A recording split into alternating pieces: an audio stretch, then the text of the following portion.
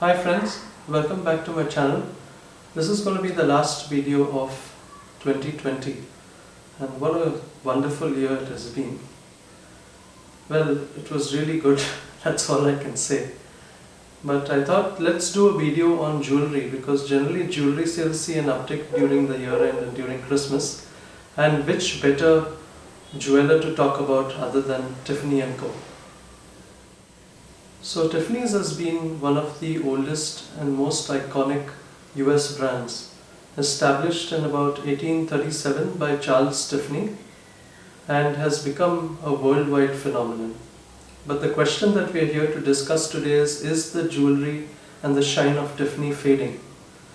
Tiffany's is about a $4.4 billion business, and when you talk about the legacy of the brand and the achievements, we can go on and on. Starting from Tiffany becoming the standard for sterling silver in the US, to Tiffany being the first brand in the world to ever have a catalogue as far back as 1845, to Tiffany becoming the standard for platinum. So Tiffany has been a legacy brand, very well entrenched in American history, commissioned by a lot of presidents including Abraham Lincoln for some of the most exquisite pieces. If you remember the movie Breakfast at Tiffany's with Audrey Hepburn in around 1961, you would see the iconic Tiffany's yellow diamond. So when you look at Tiffany and its legacy, you see that this is a brand that is deeply entrenched in society, in American folklore.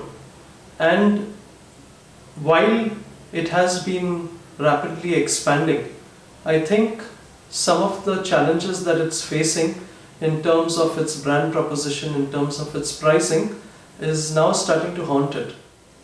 Tiffany's is a brand that's been popularized by a lot of the Hollywood A-listers and a lot of very big celebrities. But the millennials have definitely not taken a charm to Tiffany's. I remember I came to India in 2009 and we were actually negotiating with Tiffany to bring the brand to India. And the president of Tiffany at that time, James Quinn, had come to India on Dhanteras. And I took him around Mumbai and Delhi and showed him the jewelry market. And one of the main challenges that we faced in India when we were thinking about Tiffany was that Tiffany sold silver at the price of gold, literally. Indians buy gold for investment. So Indians buy 22 karat gold. Tiffany's gold is 18 karat. And secondly, Indians buy gold for an investment and don't necessarily invest in the brand. So for example, when you pay a 2x, 3x premium on gold, forget about the weight, but you're talking about the intrinsic value of the brand, you have an Indian consumer who's going to be very skeptical about why they need to pay so much money. And those were some of the challenges we were talking about in terms of the brand when we were bringing it into India. But when we talk about millennials in particular, you have Pandora's. If you know, Pandora is a Danish brand that has opened and has become a phenomenon. They have basically captured the hearts of the millennials. They've created these trinkets that you buy and you mix and match your bracelet with various charms. And you have a brand that is currently on the rise and is a threat to Tiffany's. Of course, Tiffany being a legacy brand, you can't really write it off. Tiffany's does 4.4 billion in annual sales, and no wonder they got the attention of one of the richest men in Europe, Bernard. And Bernard is the head of LVMH. LVMH definitely saw value in a brand like Tiffany, else it wouldn't have been the biggest deal ever in the history of luxury at about $15.8 billion. Of course, we know that it was negotiated down to 15.8 billion from about 16.2 billion, and that was mainly due to the pandemic.